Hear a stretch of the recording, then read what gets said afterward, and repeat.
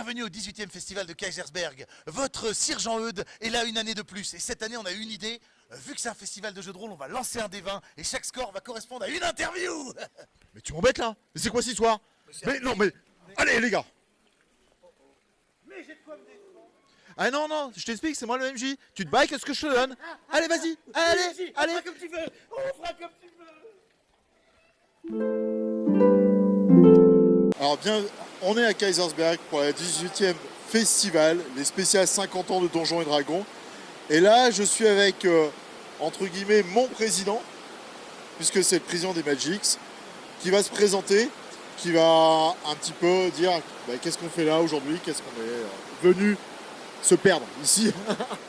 Se perdre, c'est pas le grand mot, puisque ça fait déjà, moi, de la deuxième fois que je viens. Donc Jérémy, président des Magic depuis, ça va faire la deuxième année maintenant. Je supporte Tov depuis 2 ans et je vois qu'il a toujours du mal avec Kaisersberg à prononcer. Ça va mieux, ça va mieux. Les Magic, qui sont une association de loi 1901 qui a pour but et pour vocation première, c'est de vulgariser le monde geek, de l'apporter aux gens qui connaissent pas cet univers et de le rendre le plus accessible. Et aujourd'hui, on est à Kaisersberg dans cette démarche de présenter ce festival à tous ceux qui ne le connaissent pas, de façon simple, ludique, comme on sait le faire chez Magic. Dans un très très beau cadre. Un magnifique cadre. En plus, la météo a été super clémente avec nous. Donc, on revient l'année prochaine. Ah oui, il n'y a pas de problème, on y revient. Allez, on va faire la suite et on va commencer tous nos interviews.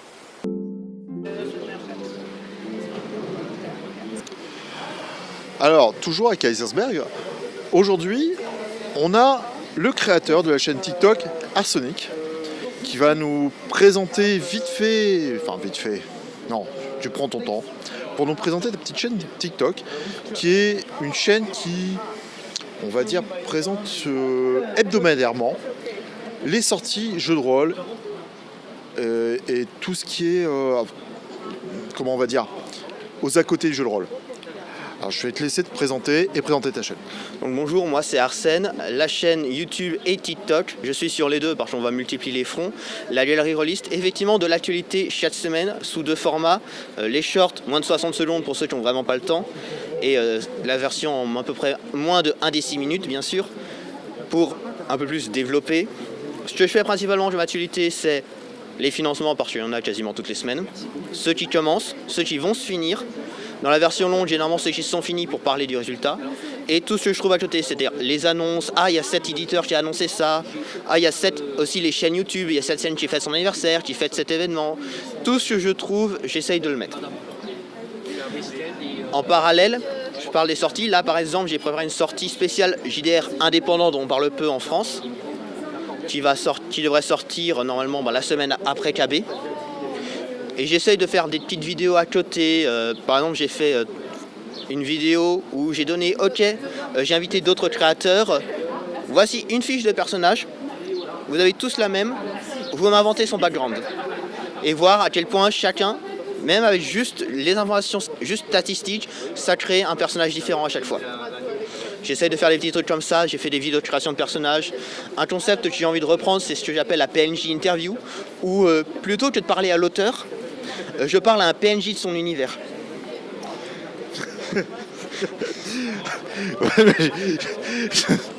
Excuse-moi, mais j'essaie d'imaginer le truc où tu invites l'aubergiste du sanglier noir pour lui expliquer que finalement l'univers où tu te trouves, ça va être génial ou Enfin, l'approche est très... C'est vraiment en mode RP, j'essaye de rester en mode RP, être dans l'univers pour éviter de dire « Bonjour, tu es un jeu de rôle ». Je vais éviter. J'ai fait ça avec l'auteur d'Argiropé, ça s'est super bien passé. Petite visite de la ville, c'était très sympa. Effectivement, je pense que je vais reprendre. Alors bon, après, ça va mieux marcher avec tous ceux qui ont un univers bien formé déjà de base, plutôt que les jeux qui sont plus génériques. Mais je vais essayer de reprendre ça, d'interviewer, parce que je trouve que c'est un truc qu'on voit pas souvent et que moi, ça m'avait plu. Donc j'ai essayé de reprendre ça, des petites vidéos aussi comme ça sur des thèmes variés qui m'intéressent. Une vidéo que je fais régulièrement, c'est 3 JDR sûrs, où je présente 3 JDR avec j'essaye au moins un jeu en français et 2 jeux que je trouve en essayant de faire connu et indé sur un thème. Le thème, ça peut être un truc large comme 3 jeux sur l'apocalypse, mais ça peut aussi être 3 jeux où on joue des canards. Que j'ai trouvé, je me dis, ah tiens, là j'ai 3 jeux où on joue des canards, allez je vais les présenter. Donc ça j'essaie de les sortir régulièrement, j'en ai déjà une bonne flopée de ceux-là, donc pour découvrir du jeu de rôle, à chaque fois j'essaie d'en avoir du français. Alors, là tout à l'heure, quand je t'ai posé la question, tu m'as dit que ça faisait un an et un mois que ta chaîne existe. Je la trouve hyper prolifique là. Tu es en train de me dire que t'es parti, mais t'es parti du feu de Dieu. Hein. Alors, hyper prolifique, oui et non. La seule régulière, c'est vraiment l'actualité. C'est vraiment ça où je fais vraiment chaque semaine, je fais ça. Les 3 JDR sont réguliers aussi parce que c'est une vidéo en mode TikTok, mode 60, donc pour moi c'est assez rapide à faire. Les autres, c'est des projets qui demandent un peu plus de temps, que je fais plus de temps en temps, qui sont nettement moins réguliers. Mais disons que quand j'ai une idée, j'essaye de la faire, quoi.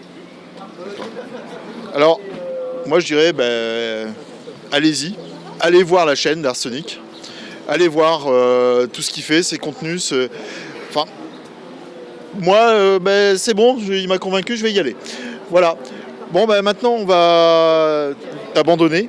On va continuer nous notre périple et toutes nos interviews. À tout à l'heure.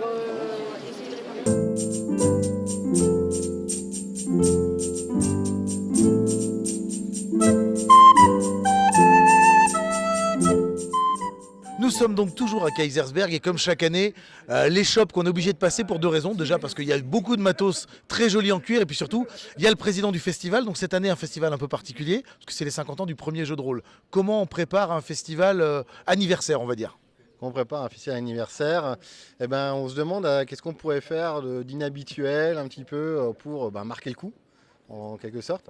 Et là, en l'occurrence, pour marquer le coup, on a mis en place une exposition d'ouvrages sortis dans les années 80 qui nous ont été prêtés par des privés, mais également par le Fonds national des jeux, donc à l'Université de la Sorbonne, qui a un fonds de 21 000 références de jeux, dont 5 000 jeux de rôle, qui sont consultables par les professionnels du milieu et par les étudiants dans ce domaine, et qui ont accepté de nous prêter des documents. C'est la première fois qu'ils prêtent des documents à l'extérieur de chez eux, qu'ils exposent des documents ailleurs que chez eux. Donc on est très très content qu'ils nous aient fait confiance. Et on est très très content aussi que monsieur le curé de Kaysersberg nous ait permis d'utiliser la chapelle Saint-Michel afin de mettre cette exposition en valeur dans un lieu à la hauteur des ouvrages présentés. Donc l'influence du festival de Kaysersberg, c'est 2 points essentiels. Arriver à avoir des documents de la Sorbonne et installer quelque chose de rôliste dans une église. Donc félicitations. Hein. Et on a remarqué aussi qu'il y avait encore énormément de nouveaux créateurs de jeux, maîtres de jeux, exposants, des nouvelles animations. Donc ça se développe d'année en année. Nous, c'est la 3e année qu'on vient. Dans encore 3 ans, tu es dans toute l'Alsace quasiment. Hein. Tu te développes. Hein. Alors tout l'Alsace, je ne sais pas, parce que déjà un centre-ville, c'est déjà un défi à part entière. Ce qu'on oublie souvent par rapport aux autres salons comme Octogone ou ces choses-là, c'est qu'ici on est sur le domaine public et que sur le domaine public, ça apporte tout un tas de contraintes, tout un tas de choses qu'il faut arriver à gérer. Donc on essaye de développer, de rajouter des éléments tous les ans, de pouvoir accueillir plus d'éditeurs parce que tous les ans on a plus de demandes, de pouvoir accueillir plus de maîtres du jeu, parce que tous les ans, pareil, on a plus de demandes.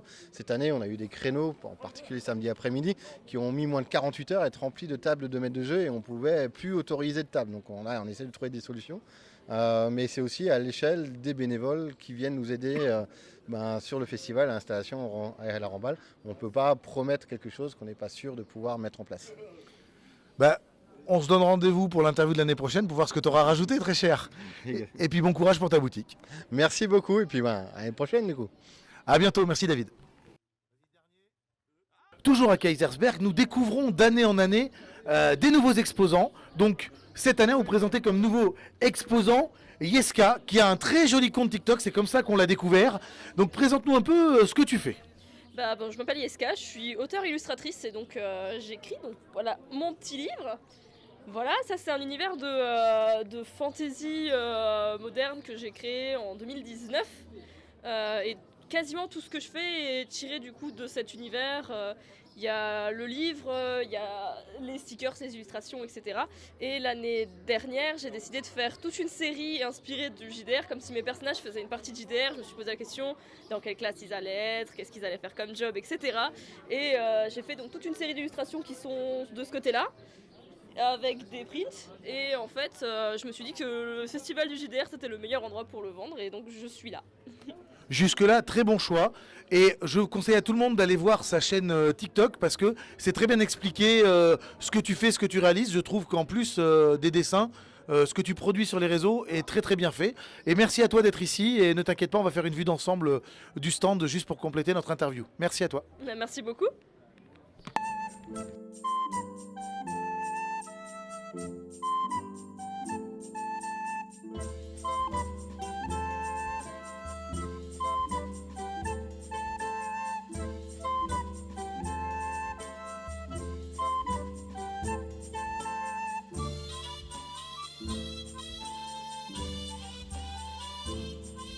Alors on est toujours à Kaisersberg et cette fois-ci on va voir des éditeurs.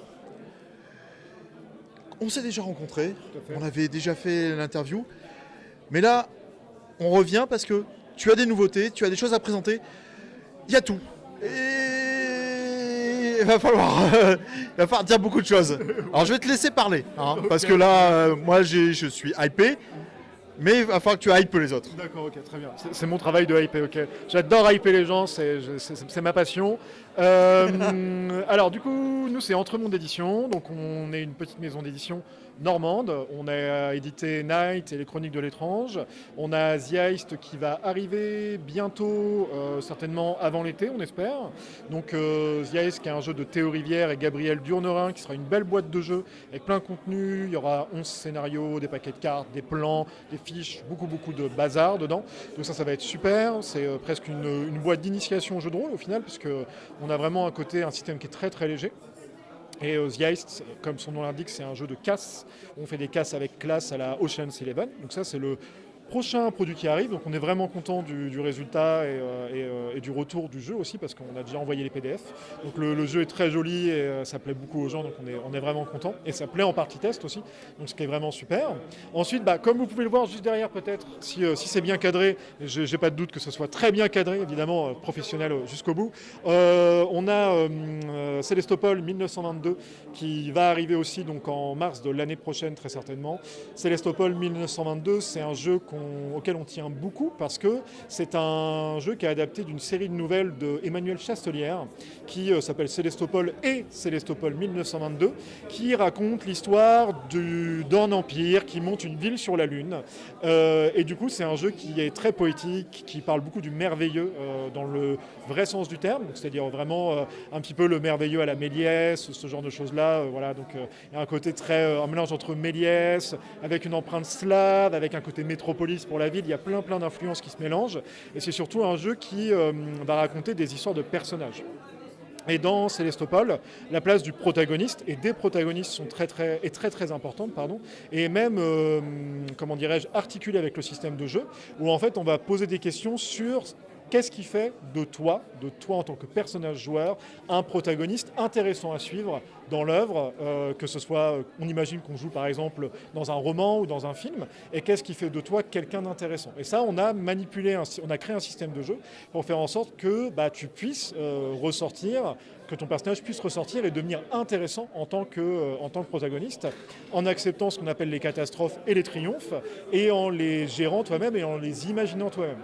Et du coup, donner toi-même ta patte à l'histoire quelque part. Et nous, on a eu en partie de convention des choses qui étaient géniales, avec des retournements de situation, des écrasements complets de scénarios, enfin des choses qui étaient super rigolotes à faire jouer. C'était vraiment génial, où les joueurs se sont sentis un petit peu magnifiés quelque part par le système, même dans les catastrophes. Et ça, c'était vraiment top. Et ensuite, en autre projet, on en a beaucoup. Alors désolé, ça va être très long. En autre projet, donc on a Night Spectre, qui est un spin-off de Night, un peu comme Nodashi. Je me permets de récupérer. Nodashi, c'est un spin-off de Night qui parle du Nodashi comme son nom l'indique, hein, on fait bien les choses. Et l'objectif c'est de donner une autre vision entre guillemets de l'univers de Night. Et Spectre, ce sera le supplément sans doute 0. Là vous voyez c'est le supplément 10 et on est malin, on a fait un supplément 0.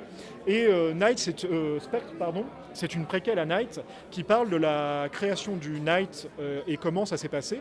Et c'était pour donner un petit peu une autre couleur à l'univers de Night et montrer qu'en fait le Night n'est pas tout propre, n'est pas tout blanc comme les joueurs peuvent se l'imaginer. Et on voulait un peu appuyer ce côté-là en disant c'est quand même une organisation inter-État, militaire, avec un pouvoir extrême. Il y a des méta-armures qui sont capables de dévaster des villes arrivé à un certain moment. Donc on voulait se centrer un peu là-dessus et dire que en fait, le Night avait aussi ses squelettes dans le placard. Et du coup, ça va être un jeu qui est très très différent de ce qu'on propose. Ça va être un burst, donc une campagne fermée. Et ça parle de personnages très importants. Donc il y a beaucoup de fanservice quelque part aussi dans le jeu où on parle de personnages importants de l'univers de Night qui vont revenir régulièrement, ce genre de choses-là. Donc voilà. On a une boîte d'initiation pour Night qui va être prévue bientôt. Donc voilà, donc ça va sortir aussi incessamment sous peu. Et on a un gros projet aussi qui arrive en septembre. Donc on ne peut pas encore parler vraiment, mais qu'on va mettre en financement en septembre, qui est la réédition d'un jeu qui nous tient aussi beaucoup à cœur, avec des auteurs avec lesquels on a déjà collaboré. Donc voilà, donc on a beaucoup de choses. On est super contents et on est passés tous les deux, Colline et moi, Colline qui est par là-bas, derrière nous, à côté de nous, on est passé à plein temps du coup sur Entremonde et on a beaucoup de projets. Et Paria évidemment qui sort aussi l'année prochaine en juin, qui est aussi un spin-off de Night. Donc on a beaucoup de choses comme vous pouvez le voir. On est voilà. On voit là, c'est que 2 jeux. Hein, c'est ça qui est bien, c'est que c'est 2 jeux. C'est que 2 jeux. D'ailleurs, Night est actuellement en financement participatif sur BackerKit pour la version anglaise, mais on propose aussi une version française du jeu sur BackerKit. Savoir que lors du Pledge Manager qui va arriver après la campagne de financement, vous pourrez choisir la langue. Et du coup, la particularité de cette version qu'on appelle la version Deluxe, c'est qu'elle sera en partie réillustrée et le livre sera un peu plus joli. Donc on va mettre un vernis sélectif sur la couverture, on mettra peut-être un signet. Donc on va faire une version un peu de luxe. Donc pour ceux qui veulent soutenir le projet, il y aura cette possibilité de soutenir le projet. Et il y aura très peu de il y aura quasiment aucun changement textuel dedans. Ça sera vraiment des choses minimes. Donc voilà. Donc c'est juste vraiment du pur soutien à la gamme. Si vous avez envie de nous filer un coup de main, sinon voilà, le jeu se suffit à lui-même tel qu'il est. Voilà. En gros, c'est à peu près tout. Voilà. T'as une actualité fournie, hein. Moi je vous suis particulièrement et vous avez une actualité qui est très fournie. Et tu es présent sur les réseaux régulièrement. Oui, tout à fait, c'est important pour Colline et moi chez Entremonde d'être présent tout le temps. Là on a été présent un petit peu moins en vidéo parce que on a eu des soucis de santé qui ont été un petit peu qui ont un peu été en cascade on va dire, donc ça a été plus dur. Mais là on essaie d'être présent de nouveau sur les réseaux sociaux et même ne serait-ce que sur le Discord de Entremonde sur Facebook. Et Instagram, on essaie d'être présent tout le temps et de discuter, de répondre d'humain à humain, parce que pour nous c'est important d'avoir ce côté très présent. Et on essaye toujours de répondre aux gens le plus vite possible. Voilà, dès qu'ils ont la moindre question, c'est super important pour nous. Donc de rester proche, entre guillemets, du public, en fait, tout simplement. C'est super important. Ouais. Donc, voilà. Ok, nous on va continuer, on va aller sur d'autres stands. Merci encore. Merci beaucoup, merci. C'était top, c'était génial. Merci infiniment. Sir Jean-Eudes est toujours à Kaisersberg et il apprend que le tir à l'arc s'est démodé. Maintenant, on lance des haches. Et je suis donc avec... Comment tu t'intitules ? Antoine. Et je suis avec Antoine pour lancer des haches. Alors comment on lance des haches ? Alors le lancer de hache, ça s'apprend très vite. Ici on commence sur le pas de lancer à 4 mètres. Et à 4 mètres, la hache va faire une rotation. Ensuite on peut reculer à l'infini. Tous les 3 mètres, la hache va prendre une rotation. Quand tu dis à l'infini, c'est d'ici, je vise le badus. Je peux toucher au bout d'un moment ? Tout à fait. Ça va être long. C'est juste de l'entraînement. Et donc on te retrouve tout au bout du festival. Donc ceux qui viennent du bas de Kaisersberg, on vous les accueille directement avec du lancer de hache. Moi je trouve ça plutôt sympathique. Est-ce que tu peux nous faire une petite démo de lancer de hache ? Mais avec plaisir. Et donc je m'écarte.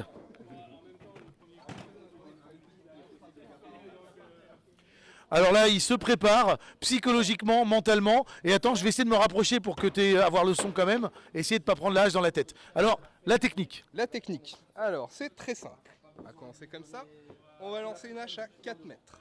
4 mètres, on prend sa hache, bien en bas du manche avec le petit doigt et verrouillé avec le pouce. On va mettre son pied gauche en avant, son pied droit en arrière. Lever sa hache bien haut, mettre le poids sur la jambe arrière et ensuite... C'est parfait. Eh bien, merci pour tout. On espère que vous aurez beaucoup de monde. Et ce qui est très intéressant avec eux, c'est qu'ils expliquent de façon ludique et il n'y a pas de prix. Tu donnes absolument ce que tu veux. Exactement. On vous souhaite une bonne continuation et vous voir bientôt. Et puis surtout, ne pas oublier, les arcs c'est démodé. Maintenant, il faut lancer des haches. Merci à toi. Mais merci à vous. Enzo qui a créé donc le jeu Polescar, c'est un jeu d'expédition. Donc en 2 minutes, est-ce que tu peux nous résumer un peu ton jeu pour ceux qui n'ont pas suivi l'émission de radio? Ouais, et ben écoute, Polescar c'est le premier jeu des éditions dérivantes, ma structure éditoriale de micro-édition. Polescar c'est un jeu d'expédition dans lequel on incarne les membres d'un corps expéditionnaire qui partent à bord d'un bateau volant explorer le Polescar, donc explorer les terres brisées. Terres brisées pourquoi? Parce qu'il y a des milliers d'années, avant que l'humanité n'émerge, le monde s'est disloqué, il est constitué de contrées et d'îles volantes et on va incarner des personnes qui abordent un bateau volant, on va explorer cette terra incognita. L'idée c'était d'interroger la survie de groupe, la survie environnementale et d'interroger l'adaptation des peuples à un monde régi par le froid, le vent et par la dérive. Donc inspiré des Inuits, des Samis, des Touaregs, etc. Et tu as une particularité, c'est que c'est toi qui as fait les cartes, parce qu'au départ, tu es géologue, c'est ça? Je suis géographe de Géographe, formation. pardon. Ouais, géographe de formation. J'ai écrit une partie de Polescar pendant ma thèse. Et du coup, effectivement, on ressent ça. Moi, je suis spécialiste dans les risques naturels, en montagne, le permafrost. Et dans Polescar, les avalanches, elles te courent après. Il y a vraiment une logique environnementale très forte. Ben, merci beaucoup. Sir Jean-Eudes va maintenant dans un univers que Philippe Geluc connaît bien, les chats. Mais c'est les châteloups, on va dire, c'est les chats dans Cthulhu. Alors, comment tu t'intitules et comment tu t'es retrouvé avec des chats dans Cthulhu? Ah, bonne question. Alors, je m'appelle Xavier avec Catry, Xavier, c'est mon nom d'auteur, voilà. Et comment les chats sont arrivés dans Cthulhu? C'est simple, en fait. Lovecraft a écrit une nouvelle qui s'appelle Les Chats d'Ultar. Donc, c'est devenu des gardiens d'Ultar qui vont intervenir sur le mythe de Cthulhu. Et l'idée, c'est de ne pas recréer l'univers complètement, mais plutôt de reprendre ces vieux scénars qu'on avait toujours dans nos magazines et on ne savait pas quoi en faire, et de les recycler, mais cette fois en jouant ces gardiens d'Ultar. Alors, tu vas pas faire concurrence à Katz, hein, où il faut jouer un chat, mais tu as pris une nouvelle parmi tant d'autres et tu en as fait un jeu indépendant. Oui, voilà. Quand j'ai lu la nouvelle, je dis, voilà, en fait, ça y est, j'ai trouvé mon sujet. Alors, heureusement qu'il n'a pas fait une nouvelle sur les ornithorynques tueurs. Hein. Ou les dauphins, ou autre chose. On aurait eu les dauphins d'Ultar, mais là, on a eu les chats d'Ultar, et voilà, on va aider les investigateurs qui sont pas très doués, faut le dire. Les chats sont meilleurs. Hein. Ils sont bien meilleurs, et en plus, ils ont plein de pouvoirs. Est-ce que tu es sponsorisé par une marque de croquettes pour chat ou un truc comme ça? On pourrait, d'ailleurs, s'il y a des croquettes de chat qui veulent me sponsoriser. N'hésitez pas à le contacter. Hein. Exactement. Et est-ce que ça marche bien en ce moment? Pour l'instant, je suis en kit découverte et ça marche très très bien, le kit découverte. Les kits découvertes marchent très bien. Ouais, il y a une vraie appétence des joueurs nouveaux qui veulent des choses un peu fun, rapides à lire et en financement participatif d'ici 6 mois. Eh ben, on te souhaite bonne chance et je passe au prochain de tes collègues. Merci.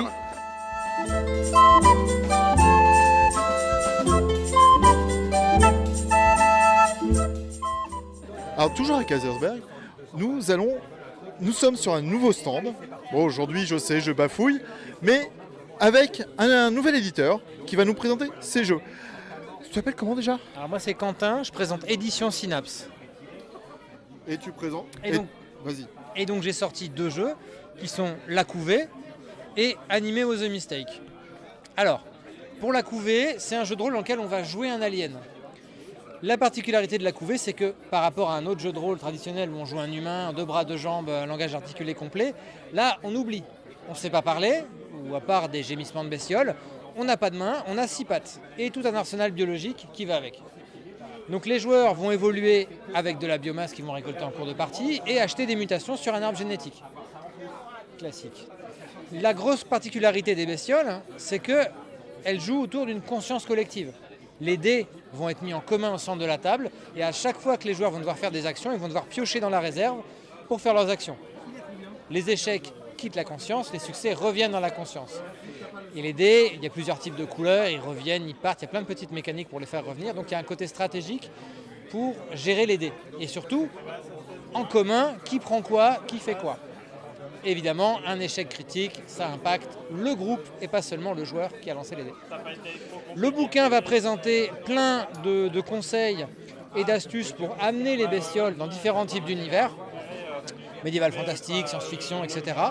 Et tous les conseils qui vont avec pour jouer des missions courtes, des missions longues, présenter les PNJ comme maman, comme d'autres, mais je ne veux pas en parler parce que c'est quand même un petit secret dans l'univers. Et à la fin, on trouve un scénario type Alien 1, mais à l'envers. Et ensuite, j'ai animé aux The Mistake. Donc c'est un jeu de rôle dans lequel on va jouer des personnages de manga. Et les mécaniques de jeu s'attardent sur les clichés narratifs du médium. Donc on va pouvoir jouer tout ce qui est pouvoir de l'amitié, flashback salvateur, technique interdite, etc.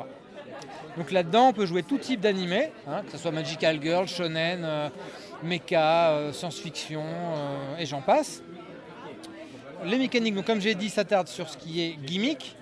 Donc on va avoir des bonus narratifs liés à des conditions spéciales, que ce soit des conditions narratives ou des conditions de règles. C'est vraiment des bonus. Et avec ça, on va pouvoir bricoler son système et son univers pour justement amener l'ambiance de jeu qu'on veut proposer à ses joueurs. Voilà. Et à la fin, on a un scénario d'isekai inversé, donc des personnages de fiction qui se retrouvent dans la réalité. Voilà. Ben merci beaucoup, merci pour cette présentation. C'est deux univers complètement différents, c'est étonnant, c'est génial. Merci. Il n'y a pas de quoi, merci encore. Tu t'appelles comment? Ça commence? Oui. Sylvain Garnier. Tes parents sont dans la salle? Non, ils sont pas dans la salle, malheureusement. Non, ils sont un peu loin parce que moi je viens de la Vendée. Alors on a un petit peu de route pour venir jusqu'à vous. Mais c'est avec grand plaisir qu'on arrive à Kaisersberg. Comme ton collègue, vous n'êtes pas très près. Alors, présente-nous un petit peu.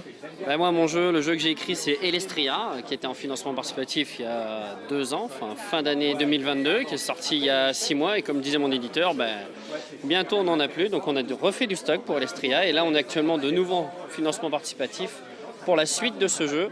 Dans Elestria, on va jouer des êtres élémentaires. On va être libre.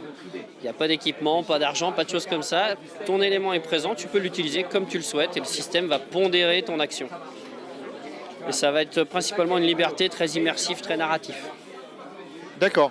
J'ai une question. Donc, c'est tu dis vous êtes dans des éléments. Tu situes donc plutôt c'est un jeu fantastique, médiéval, futuriste, contemporain. C'est quel... Alors on va partir sur un médiéval fantastique parce que sur Elestria on a eu des soucis avec la technologie, des histoires de réchauffement climatique, de pollution, de choses comme ça qu'on n'a pas du tout à notre époque. Alors ils ont fait machine arrière sur la technologie, mais elle peut être présente. Et avec des iris, aller dans d'autres univers, voire dans d'autres jeux, mais toujours avec ce petit plus élémentaire. Donc une espèce de post-apocalyptique, entre guillemets. Ouais, qui est revenu au médiéval, ouais, exactement. Ouais. Et puis c'est plus facile en termes de jeu pour jouer au médiéval, pour trouver les éléments qui composent le jeu, l'air, l'eau, le feu, le métal, la terre, le vide. D'accord. Ok. On a du coup fait le tour. Nous allons passer à notre stand. Voilà. Merci encore.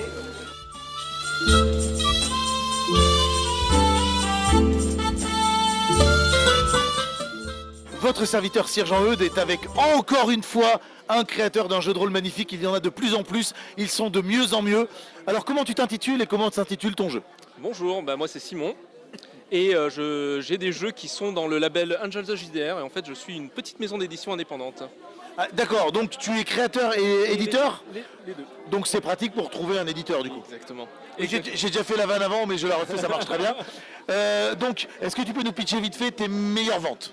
Je peux vous pitcher mon dernier jeu. Le dernier, c'est parfait. Le dernier qui est pas de moi, mais qui est, que on édite, on va dire. Ça s'appelle Magie de minuit. C'est un jeu dans lequel on joue des sorcières qui font partie d'une sororité et qui vont aller combattre un mal. Et c'est un jeu sans MJ et c'est un jeu qui se joue avec un tirage de cartes de tarot de Marseille. Original, pas de dés, pas de MJ. Ça peut être très sympathique comme idée. Maintenant, ma question, c'est quel mal tu vas combattre? Eh bien, on le définit au début de la partie. À chaque partie, c'est un mal différent? Exactement. Et on le définit tranquillement ensemble. On découvre ensemble quel mal, en fait. On ne le définit pas de manière explicite en début de partie. On le découvre au fur et à mesure qu'on explore et au fur et à mesure qu'on tire les cartes de tarot, en fait. Donc c'est un jeu purement émergent. Ça se joue en one-shot, 1 heure, 1 heure et demie. Et c'est vraiment basé sur le symbolisme des cartes, en fait. C'est ça que tu veux mettre en faillite les vendeurs de dés, c'est ça? Il faut pas le dire. Non, en tout cas, je trouve le système original plutôt sympathique. Merci de nous l'avoir expliqué, merci d'éditer ça pour que ça arrive de plus en plus en France. Et on se dit à bientôt avec soit Toff, soit Sir Jean-Eudes. Au revoir.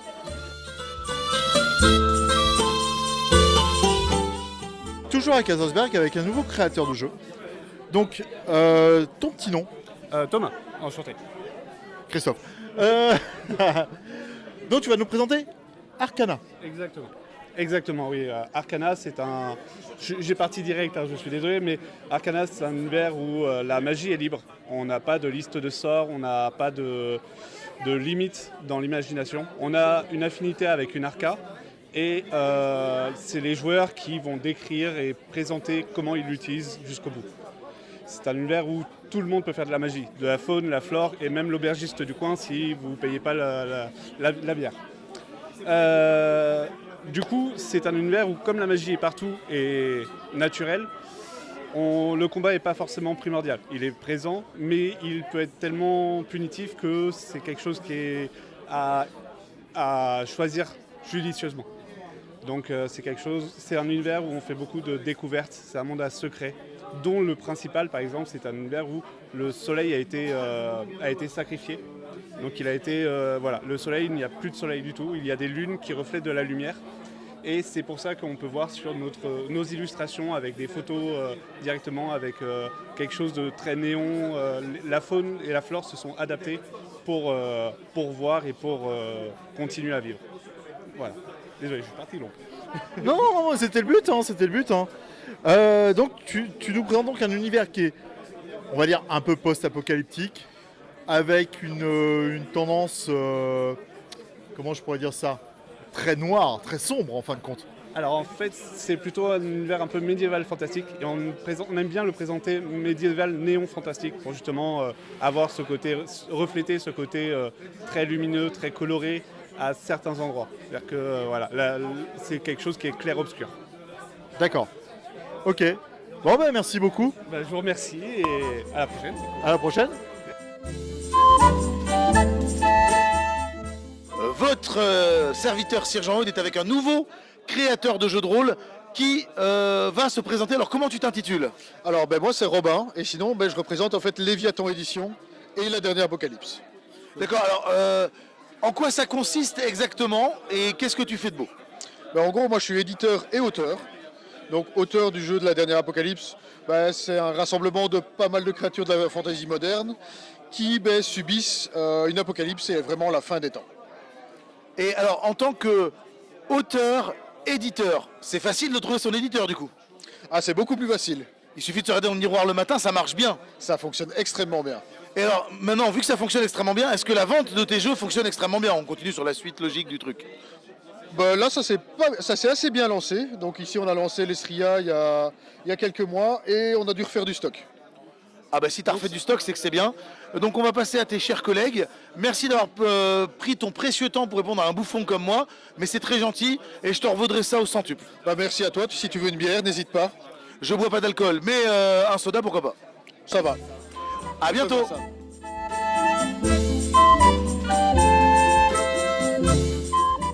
Votre seigneur Sir Jean-Eudes est toujours avec des créateurs de jeux et éditeurs de jeux. Alors comment tu t'intitules? Est-ce que tu es éditeur, créateur, les deux peut-être? Alors les deux, je m'appelle Bassia Woto et mon label d'édition est Design by Acritarch. Et comme vous l'entendez, je viens de Belgique. Ah, alors Sir Jean-Eudes est à l'international aujourd'hui, il y a marqué Dungeon World compatible. Ça veut dire que tu peux jouer tes aventures dans Dungeon World. Oui, c'est ça, oui, tout à fait. Donc il y a des aventures qui sont prêtes pour Dungeon World. Et puis alors à côté de ça, on a l'année dernière publié Horrifique, le jeu de rôle d'horreur Lovecraftienne sans préparation. Sans préparation, explique-nous un peu comment. Eh bien en fait, on sort le matériel de jeu et on lance la partie immédiatement avec une procédure qui s'appelle lancer la partie. Et on va créer un mystère avec une plaque mystère et un cadre qui va fixer l'endroit où ça va se passer le mystère. Et on va poser les questions qui vont lancer le mystère. En gros, c'est les joueurs qui font leur propre scénario. Les joueurs participent à créer leur propre scénario et l'histoire qui va leur correspondre en effet. Amis belges, félicitations pour ce magnifique jeu. Alors, petite dernière question. C'est très simple. On voudrait remercier notre communauté Sir Jean-Eudes et les Magiques, parce qu'on est pas mal suivi en Belgique. Donc au nom de Serge Jean-Luc, je voudrais remercier les Belges. Donc est-ce que tu peux accepter nos remerciements internationaux? Oui, on peut accepter les remerciements internationaux, oui. Oui, internationaux, j'ai dit une grosse boulette, mais c'est pas grave. Donc merci Emmanuel, merci d'avoir présenté tout ça. Et j'espère que ça fonctionnera pour toi en France un maximum. Merci beaucoup. Nous sommes toujours à Kaisersberg. Et là, nous sommes avec Morticia, qui va nous présenter le stand. Avec un grand plaisir. Donc ici, nous sommes sur le stand de Posidonia en soi, mais nous sommes un ensemble de 3 stands. Posidonia, Alconost et Scripterium. À nous 3, on forme la boutique du Plumier des Chimères. Et on est des maisons d'édition associatives tous les 3. Voilà. Et toi, tu présentes quel jeu? Parce que depuis tout à l'heure, je passe devant et je vois beaucoup de monde s'arrêter. Je vois des petites cartes, on dirait des sous-bocs de bière. Totalement. Alors là, pour le coup, on est venu léger parce qu'on est venu en train, donc on était limité en quantité d'équipements à porter. Je présente principalement 2 jeux. Gobelin qui s'en dédie, qui est un jeu qui est bien d'humour. En gros, le principe, ce qu'on a voulu au niveau des auteurs, c'est faire un jeu simple, facile à prendre en main, sans frustration. Vous êtes des mobs pour le principe et vous allez mourir très vite. C'est pour ça que les fiches de perso sont très faciles à faire. On lance 3 dés. Les dés vont te donner ton palier, c'est-à-dire ta puissance, tes points de vie, tes points de dégâts, tes points de chance. Et après, pour le reste des explications, je ne sais pas si on a le temps de tout bien expliquer ou pas. Alors, c'est un peu difficile quand on est ici à Kaisersberg. On essaie de faire des reportages courts. Après, si tu veux, on t'invite chez nous et on fait un vrai reportage. On fait un truc par Discord. Il n'y a pas de souci. Bah, moi, ça sera avec plaisir. Alors, je vous donnerai peut-être plutôt les auteurs tant qu'à faire. Moi, je suis auteur, mais bébé auteur. Mais voilà. Et comme c'est simple, ça tient littéralement sur un dessous de verre. On ne peut pas faire plus simple. Et quand votre perso meurt, c'est pas grave. Vous buvez sur le cadavre du perso, vous en faites un nouveau. Tout va bien. On joue des mobs, on joue des méchants, on se trahit, on est moche, on est méchant, mais on aime bien ça. Et on est prestataire de service car on bosse pour la Goblin and Fred Corporation. Globalement, c'est ça. C'est du fun, de la corruption de MJ, de la trahison, mais on le prend avec un grand sourire parce que c'est très drôle à faire. Le deuxième jeu qu'on me présente, c'est la dernière nouveauté qui s'appelle Kamisha, que personnellement je trouve tout mignon et tout bien. C'est un livre où l'auteur s'est basé sur le thé. Donc la cité en elle-même des Misarum est basée autour du thé. C'est un jeu d'inspiration asiatique. Et il y a plein de possibilités. Vous êtes des aventuriers qui allez chercher le jardin de Kamisha, qui est une déesse qui existe. Tout existe. Les dieux, les kami, les légendes, tout est vrai. Il n'y a pas de légende obscure dans un coin. Non, tout est vrai, tout est avéré. Et du coup, cette déesse-là, par ses larmes, a créé les premiers arbres à thé, j'ai pas les termes. Et on leur prête plein de vertus, la vie éternelle, la fertilité, le retour de l'être aimé, enfin tout ça. Et vous êtes plein de types d'aventuriers différents qui allaient partir dans la cité des Misarum pour chercher, entre autres, ce fameux jardin secret caché. Et il y a plein de jeux possibles, de la politique, il y a également de la possibilité d'affronter des monstres, de l'aventure, du Indiana Jones. Pour moi, il y a vraiment tout du kit en main pour ce jeu. Et donc du coup, c'est les 2 chouchous du week-end qu'on présente. Ah mais c'est très bien, c'est très bien. Moi j'adore l'idée de soudoyer le MJ. Oui. Les MJ aiment bien, ils ont mis ça dans les règles pour ça. C'est dans les règles. Ouais. Eh, les gars, vous avez compris, hein, soudoyer le MJ. Oui, mais c'est pas moi le MJ. C'est des sous-bocs. Hein. Oui, totalement. Bon, là-dessus, on va partir, malheureusement. Te laisser. Avec plaisir. Avec plaisir, merci, c'est gentil. Bon, allez, à la prochaine. Oui, et n'hésitez pas à venir à Kaisersberg, c'est un très très bon festival.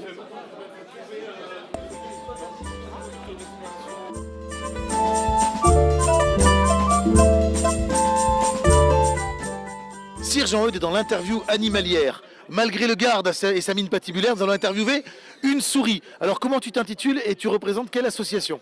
Je suis Rissou et je suis la cave aux ours.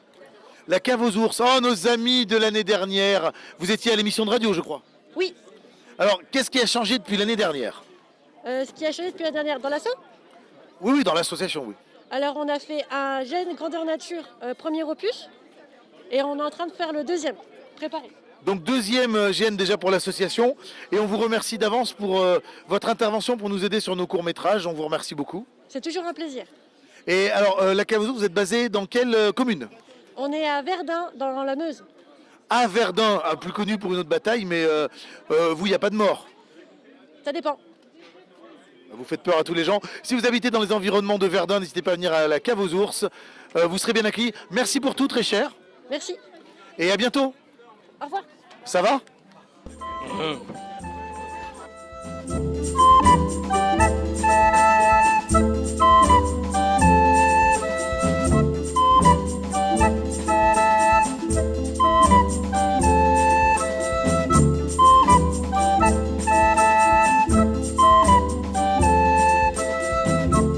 Je suis illustrateur chez Chaosium, qui est l'éditeur historique de l'Appel de Cthulhu, de Pendragon, de Quest et autres.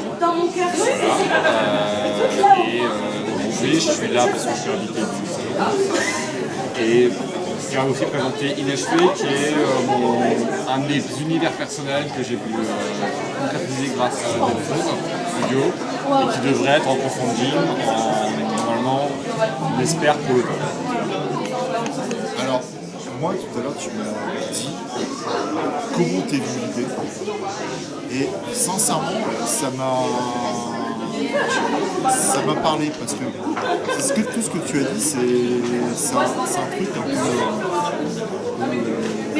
comment dire, réel. Je veux dire, on a tous ça. À un moment donné, on a une œuvre qui est commencée et qui n'est pas finie. Et toi, c'est l'idée qui t'est arrivée en fait, à la base, j'ai fait une formation en verrerie. J'ai un CAP de décorateur verrier. J'ai fait ça dans un atelier d'artiste plasticien. Et quand je faisais mon apprentissage, on avait toujours plein de sculptures qui traînaient dans l'atelier, qui n'étaient pas finies, pour plein de raisons. Et quand je suis devenu illustrateur, il y avait les mêmes histoires. Alors en plus, dans l'illustration, il se passe un truc, c'est que non seulement tu as des trucs inachevés parce que des fois tu as des dessins qui ne finissent pas pour toi, etc. Mais aussi tu as des projets où tu as fait genre 40 illustrations et le projet il part à la poubelle. Parce que l'éditeur coule, parce que l'éditeur choisit de ne plus le faire, parce que quelqu'un meurt, parce que même carrément pire en jeu vidéo, c'est carrément les actionnaires qui décident que non, finalement on ne fait pas l'heure, on dégage, ou parce qu'il y a une nouvelle direction artistique et on vire en fait l'équipe, on prend à zéro. Et je me suis toujours demandé pourquoi en fait, c'est comme ces sculptures qui étaient dans l'atelier, qui n'étaient pas finies, et qui prenaient la poussière et qui temps mettre, retoucher un petit peu, mais en plus quoi, parce que c'était la pause café, voilà. Donc j'ai voulu travailler sur cet univers. Je sais que inconsciemment je croquais des sculptures avec leurs armatures à vif, avec les jambes pas terminées, les fois pas de tête. Et même moi j'en avais sur mon bureau et j'ai même carrément des carrés de croquis où j'ai ça, où j'ai des trucs pas finis. Et j'avais envie de synthétiser un peu tous ces croquis, surtout qu'à force de travailler dessus, à force de regarder ces carrés de croquis surtout, je me suis rendu compte que c'était cette thématique-là que je dessinais de manière inconsciente. En fait, moi j'ai fait art plastique, c'est pour ça que j'ai repensé aux œuvres. Et tout à l'heure, quand tu m'en as reparlé, c'est vrai que nous aussi on a des œuvres qui se sont devenues. Ça, c'est beau. Merci.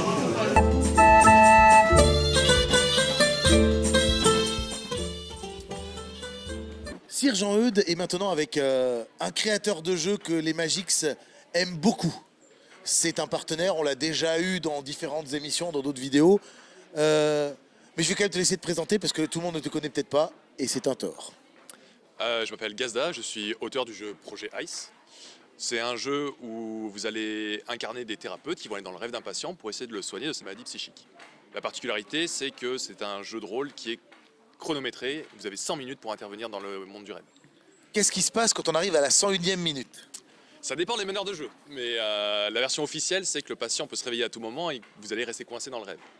D'autres font que la santé mentale du patient va se dégrader de plus en plus jusqu'à ce qu'il arrive à un point de rupture et qu'il ne se réveille jamais. Donc il faut un chronomètre. La partie ne peut pas dépasser les 100 minutes. Excusez-moi, je me décède en direct, enfin semi-direct. Et le but du jeu, c'est donc d'arriver d'aider le patient dans son rêve. Et j'imagine que suivant le patient, le problème dans le rêve n'est pas le même. C'est ça, on a actuellement 8 ou 9 scénarios, donc ça peut aller aussi bien de la psychose à de la névrose. le problème, parfois, il faut créer des choses, il faut modifier des choses, il faut supprimer des choses. Donc c'est vraiment les thérapeutes qui vont choisir de quelle manière ils vont soigner le patient. C'est assez libre. Et le système de jeu, c'est toi qui l'as créé ou c'est un système que tu as repris qui existait déjà? Non, le système a été créé de toutes pièces pour vraiment coller à ce principe de vous êtes dans la tête de quelqu'un, donc tous les tests que vous allez faire du jeu sont basés sur sa santé mentale à lui. C'est pas parce que vous faites de l'athlétisme, de la musculation, vous êtes fort en serrure, que ces compétences vont être ramenées dans le rêve. C'est vraiment le rêve qui est dominant, le rêve du patient qui est dominant sur toute la partie. Donc on laisse la surprise, il faut acheter le jeu pour connaître exactement le système de jeu, on va pas tout dévoiler bien évidemment. Et alors, quels sont tes projets autour de Projet Ice? Est-ce que c'est de sortir d'autres scénarios, sortir peut-être une suite ou un autre jeu de rôle? Quels sont tes projets à toi perso? Aujourd'hui, Projet Ice, c'est sous forme de magazine, donc on va essayer de le sortir en format dur avec une couverture cartonnée, faire comme on pourrait appeler un bestiaire comme dans d'autres jeux, mais là c'est des bestiaires de maladies psychiques avec des belles illustrations, et le sortir aussi en couleur, parce qu'aujourd'hui, Projet Ice, c'est un jeu qui est encore jeune et on a dû le sortir en noir et blanc pour des questions de budget, et maintenant il a pour ambition de sortir en couleur. Donc le projet, c'est de bonifier ce qui existe déjà. Exactement. Eh bien, on te souhaite bonne chance, merci, et on continue sur Kaysersberg. À bientôt, Adrien. Merci, Jérémy. Votre Sergent-Eudes est à l'entrée de la Maison de Dieu, et vu que la Maison de Dieu est impénétrable, nous avons maintenant une exposition de jeux de rôle à travers les âges. Alors, nous sommes avec Olivier. Présente-nous un peu l'exposition, et puis quel est ton rôle dans cette exposition? Alors c'est une exposition qui a pour but de mettre en avant les premiers jeux produits édités en France. Et moi, humblement, j'ai aidé l'asso organisatrice du salon de Kaysersberg pour prêter des jeux de la collection du Fonds patrimonial du jeu de société. Voilà. Alors, humblement, on précise quand même que Olivier est bibliothécaire donc au Fonds patrimonial du jeu. Donc tu t'occupes de jeux qui sont rares, anciens. Le plus vieux jeu que vous avez, il date de quelle année? Alors en jeu de société, c'est 1845. Un jeu américain des années du 19e siècle. Hein. Et il n'y a que toi qui peux manipuler tous ces jeux-là? Pas que moi, mais je fais partie des rares, ouais, des élus. Exactement. Et donc le plus vieux jeu de rôle que vous avez, c'est pas le Donjon Dragon 74, c'est un tout petit peu plus jeune. On doit avoir des jeux qui sont quasiment contemporains. On a Bunnies and Burrows qui est de 75, je crois, de mémoire 75. J'ai un doute là de tête. Et puis bon, après on a toutes les itérations de Donjons et Dragons en boîte, la version anglaise de 77. Et la boîte rouge de 83 qui est la même année que moi. Exactement, oui. Celle-là on l'a en 2 exemplaires. En 2 exemplaires? Toff qui anime avec moi l'a également en 1 exemplaire, il faut préciser aussi. Sacré collectionneur. Donc maintenant, merci Olivier d'avoir consacré un peu de temps. Puis on va faire quelques images de cette collection. Merci à vous.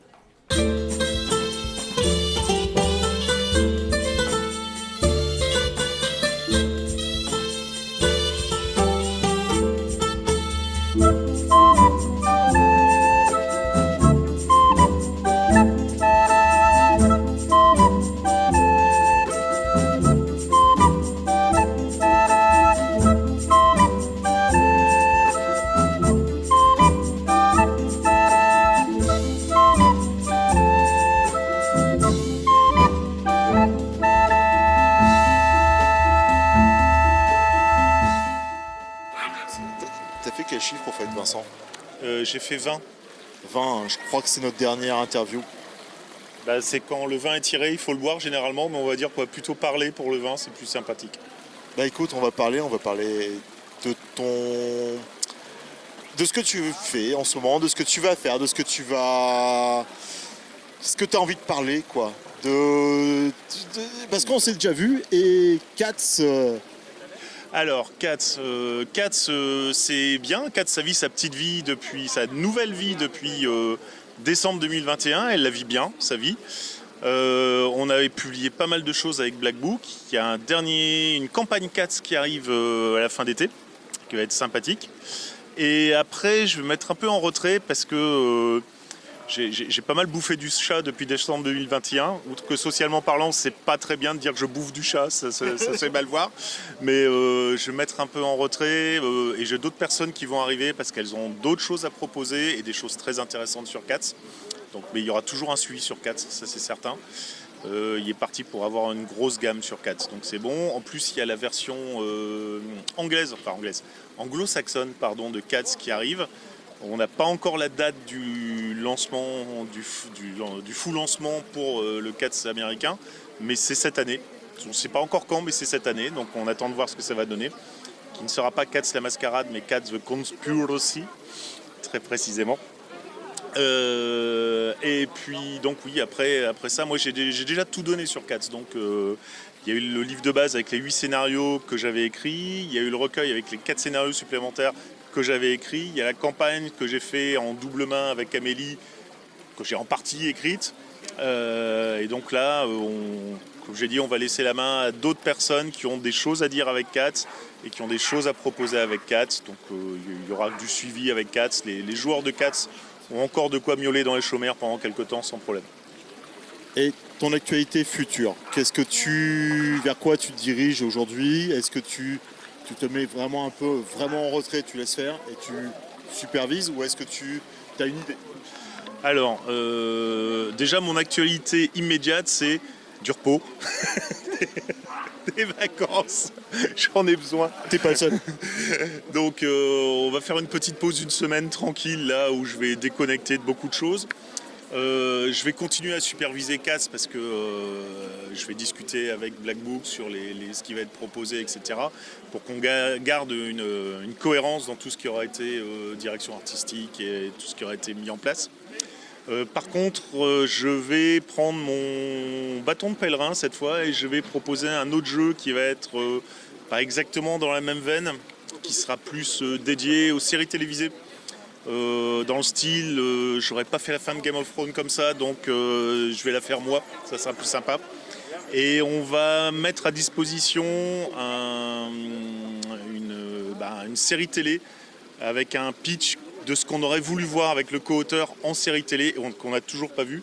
Donc on s'est dit on va le faire nous-mêmes, ça va être plus sympa.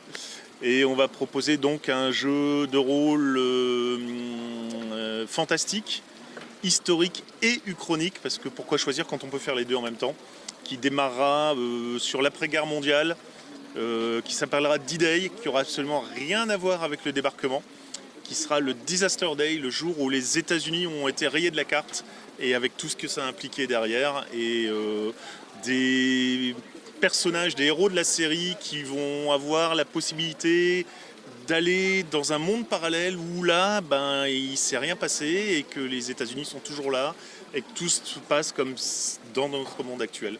Et on va tout échafauder, toute une saison, voire même 3 saisons normalement sur ce genre de choses pour proposer à jouer avec des règles pour émuler une série télé, avec toutes les codes des séries télé, avec les équivalents, un épisode, un scénario, une campagne, une saison, avec des personnages qui vont être mis en place, avec tout ce qu'il faut pour qu'on puisse avoir les joueurs qui vont être non seulement les interprètes des personnages, mais en plus les scénaristes qui vont faire vivre ça et donc qui vont infuser leurs idées dans toute la saison qui va partir, etc. Ok, j'ai hâte de voir ça. J'ai hâte de le voir. Franchement, on l'a testé hier soir ici à Kaisersberg avec 5 joueurs et c'était pas mal. On sentait un peu de fatigue quand même parce qu'on a terminé à des heures que la morale réprouve, mais c'était pas mal et on a sorti des bons trucs et les joueurs étaient très contents, donc c'est pour ça que maintenant, allez hop, on se lance et puis on va essayer de proposer autre chose. Ça dit, si j'attends 15 ans entre tous mes jeux de rôle, normalement j'en sors 3 au cours de ma vie et c'est terminé, donc faut que je me dépêche un peu pour celui-là. Voilà. Bon, sur ce, on se quitte. On se rejoint avec Corentin et on va vous dire au revoir. Et à une prochaine. Et à toi, à une prochaine surtout. Oui, j'espère bien. J'espère bien aussi. Mais qu'est-ce que tu fais? J'ai craqué mon pantalon, donc du coup il le répare pour l'année prochaine, comme ça on sera prêt l'année prochaine et je serai pas cul nu. Non, c'est pas possible. Mais c'est un éditeur, c'est un créateur. Tu Ouais, es en train de l'exploiter là? C'est un couturier aussi, donc du coup j'en profite. Bon, à l'année prochaine, avec un pantalon.